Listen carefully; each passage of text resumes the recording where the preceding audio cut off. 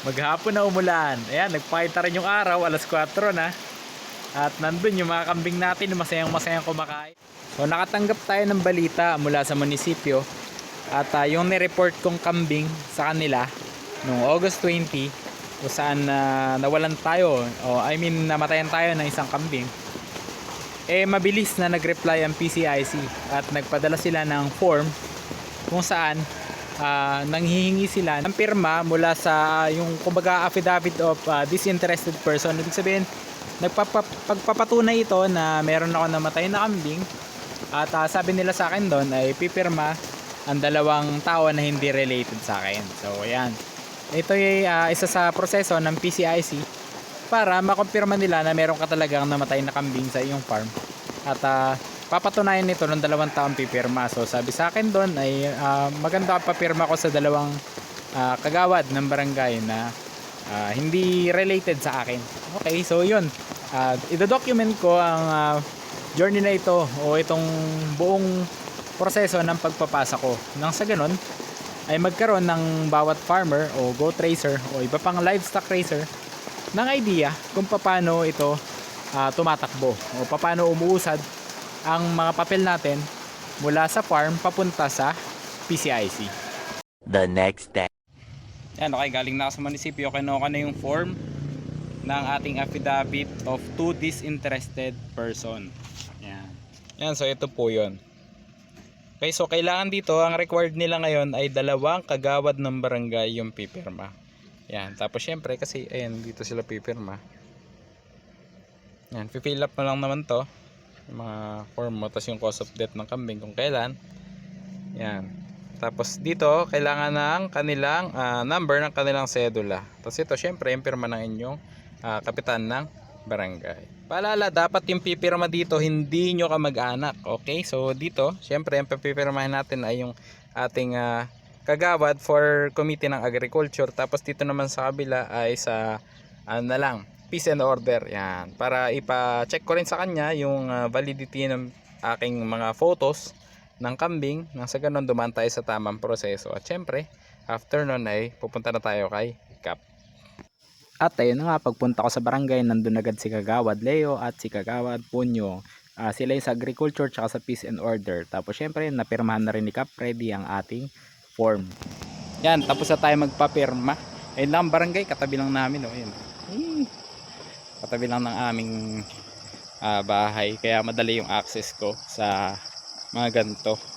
Yan, so yung iba syempre yung mga farmer natin na malalayo, syempre mamamasakay pa sila, pero kung barangay lang naman, lakad-lakad lang. So mabuti nandun si Kap, tapos yung dalawa nating kagawad sa agriculture tsaka sa peace and order. Yan, yung agriculture natin sa peace and order, siya yung nag-verify ng aking photos o picture taken, yung date, yung kailang kinuhanan at kung aling kambing. Tapos yung kagawad natin for agriculture, syempre siya yung pumirma ng para sa PCIC. Yung dalawa naman sila eh. At ang maganda doon, syempre pag nagpapapirma kasi hindi mo kamag-anak, diba? Kasi affidavit of disinterested person. Okay, so kumpay tayo ulit, balik tayo sa pangumpay. Wala tayo ng ulan. Yan, so bali ang kulang na lang natin eh yung number ng kanilang sedula, date issued, at saka ewan ko expiry ba yun, nandun basta yung details na lang tungkol sa sedula ng ating mga kagawad. Ayun, yan, abot ako ng ulan. Yan, yun nga palang nakaraan ay nakakuha din tayo ng ayuda mula sa ating munisipyo para naman yun sa pinsala ng bagyong Karina.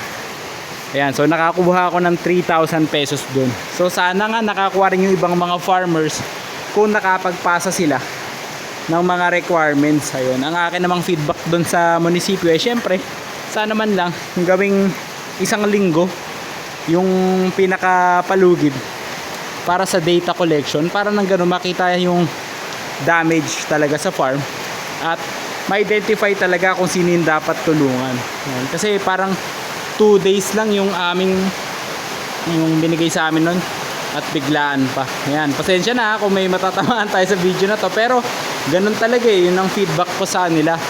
Para mas maraming makinabang, syempre bigyan naman natin ng sapat na panahon upang makapag-gather o makapaglikom ng datos ng ating mga farmers. Napakalaking tulong nung 3K na nakuha ko doon, na ibili ko yun ng feeds para sa kambing, kasi pag may feeds, kahit bumagyong ganto, kahit di na sila lumabas, ayan, meron silang makakain at hindi sila gutom na gutom. Tapos yung iba nun, ibinili natin ng vitamin supplements para sa kanila, o para mapalakas lalo yung resistensya ng ating mga alaga. So ganun, yung di natin basta inubos sa walang kakwenta-kwentang mga bagay yung mga ayuda ng gobyerno. Kasi kaya nga tayo binibigyan ng ganyan, para meron tayo may pang-suporta sa ating mga livestock tulad nitong kambing. Ayan, so pasensya na, medyo na ilalabas ko yung frustration ko dito sa video na to, kasi ba naman meron tayong mga nakikita nakakatanggap ng ayuda o yung tulong ng gobyerno, tas inuubos lang ko saan saan, tsaka yung iba mayayaman na talaga. So dapat binibigyan sa mga poorest of the poor, yung ganyan. Tapos yung iba naman talagang sa qualified na mga farmer, yung meron talagang farm, hindi yung makakakuha ka ng ayuda, wala ka naman palang sinasakang farm.